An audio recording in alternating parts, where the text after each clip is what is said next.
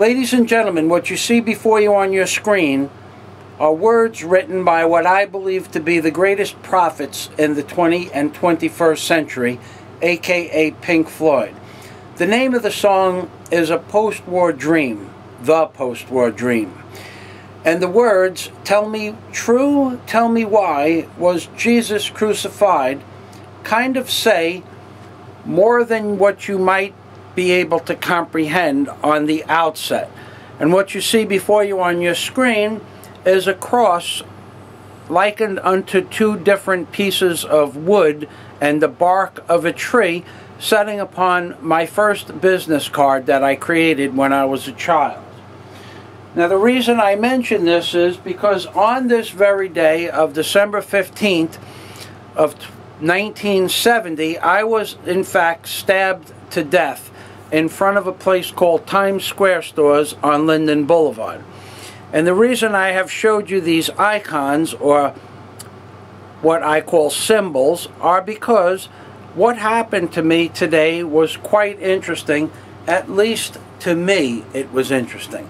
Because at exactly 1:44 p.m. this afternoon, I was listening to the beginning of this album, and the words stated, "Tell me true, tell me why, was Jesus crucified?" And it goes on and asks the question, was it for this that Daddy died?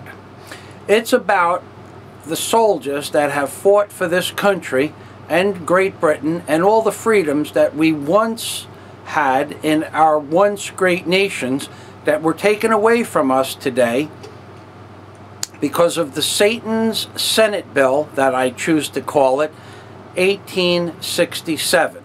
And ladies and gentlemen, not only did I go to the hospital at exactly 8:08 on December 15th of 1970, and that is the reason that I have such an affinity to this date and death.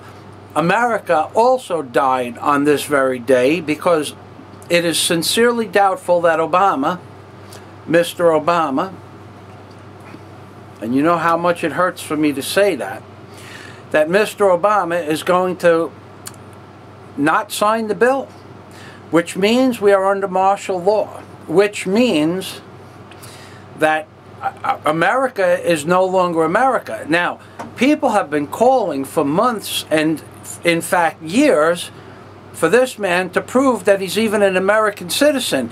And now this traitor to the American way of life has removed the freedoms that we experienced only a few weeks ago, a few days ago, or a few hours ago, depending on how you perceive time. Ladies and gentlemen,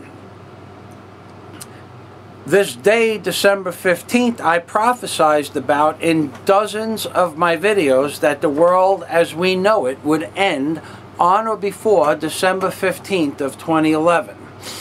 I stated it in my channel video called "A Chimp in Charge of Death to America." I stated it in a dozen other videos stating that exactly on or before December 15th of 2011, all the bills necessary to destroy this once great country would either be in place or have already been instituted. And in fact, my prophecy came 100% true. However, they will refuse to allow any of my videos to go viral.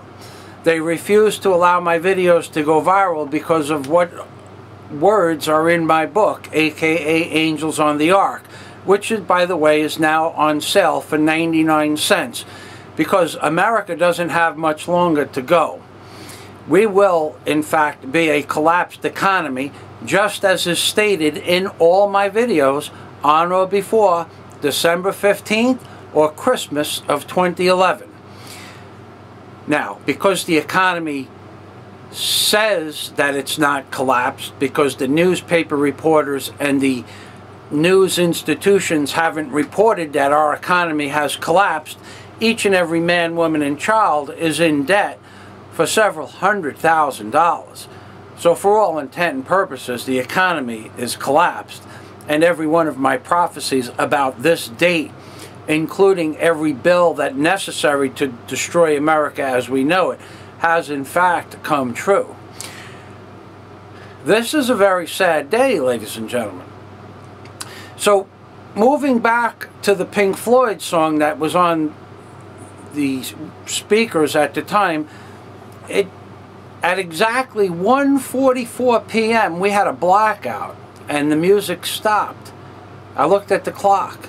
However, the interesting thing is that on my video, where I prophesied about the end of America, aka A Chimp in Charge, Death to America, published and placed on YouTube on February 22nd of 2011 at exactly 1 minute and 44 seconds, the precise time that was on the clock when we had our blackout, is the approximate 10-second window where I discuss the end of America and all the bills necessary to destroy America would be in place. At 1 minute and 44 seconds of the video, actually between 1 minute and 36 seconds and 1 minute and 44 seconds is where I begin that part of the wording. So, does it make me a prophet? I don't know. People are complaining that I think I'm a prophet. I don't really think I'm a prophet. I just think that something gave me some information, which brings me to the point that when I died, something gave me some information when I was dead. Before I had gotten stabbed to death, I knew I was going to die. 4 days before that, my dad had said that he might be dead before Christmas. We might as well give him his Christmas present before Christmas, because he might be dead before Christmas. And where my dad was standing on the steps of Times Square stores on Linden Boulevard in Brooklyn on December 11th, when he said that, 4 days later, there was a puddle of blood 3 foot in diameter. And that was my blood, where I was bleeding out.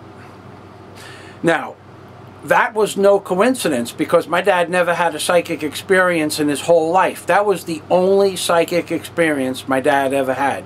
And yet, that happened, and it is written in my book as such, which, by the way, is 1,990 pages. It's an ebook. You push a button through PayPal. It gets delivered to your desk for 99 cents. Because the economy has collapsed, it doesn't matter what the price is anymore. No one's going to probably be around long enough to enjoy the book. So I figured if I could make a couple of dollars, which all you people are complaining about me making a couple of dollars, and at this point it is only a couple of dollars. But anyway, moving back to my dad, on December 15th I was actually stabbed to death. Went to the hospital and I died on the operating table. I had passed out before that as well, knowing I was going to die. And I communicated with a spirit being, a group of beings behind large wooden pews, that made an agreement with me if I would do something for it, I could go back and live, which I did. And when I made the agreement, which was to do whatever it asked me to do when the time came, I was immediately back in my body. Now, it's a longer story than that, and it's described in great detail in the volume of my 1,990-page book with 130 pictures about the $1 bill. But the story is, as many other stories, is in great depth in the volume of the book. Now, one of the positive aspects of being stabbed to death is that you know there is no death per se. The negative aspect at that point was no one believed that I had died and met a being. However, this same spirit being that I choose to call Zolar, which is my personal guide, and has been since I was a child, also represents what we understand to be the Godhead of the universe, as if he was an angel. Now, some people say that I am possessed by Satan because I say this so outright and forthright. However, I have never done anything per se that would be satanic in nature. Sure, I used to drink alcohol and I used to smoke pot, but that doesn't necessarily make me evil. It just makes me part of a culture that we grew up in the 70s.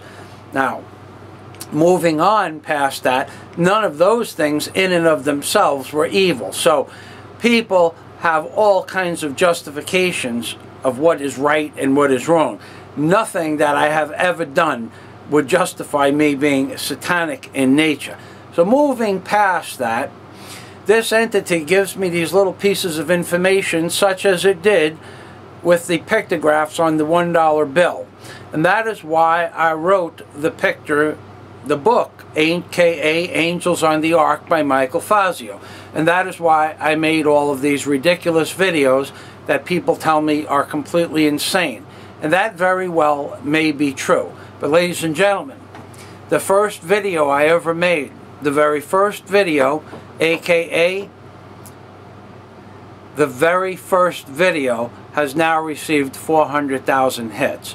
So ladies and gentlemen, at that point, I might be insane, but it doesn't change the fact that whatever it is that's following me around is following me around. And I wish you all the best of luck in the near future, because we're going to need it. December 15th, 2011, God day to you all.